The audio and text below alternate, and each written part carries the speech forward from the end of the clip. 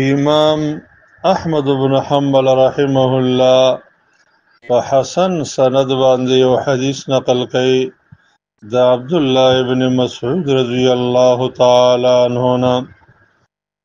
هغه فرمایي چې رسول الله صلی الله علیه وسلم فرمایلی دي الله رب العالمین ستاسو تر مابین اخلاق دسې تقسیم کړي دي لکه څرنګه چې ستاسو تر مابین رزقونه تقسیم کړي دي. الله رب العالمین دنیا هغه چاته ورکوي چې الله ته محبوب وي، نیکانو صالحینو بندگانو ته ورکوي، او هغه چاته ورکوي چې الله ته مبغوض وي، بدترینو انسانانو ته هم دنیا ورکوي. بيد الله نبی فرمایي خود دین نه ورکوي الله مگر هغه انسان ته چې الله ته محبوب وي.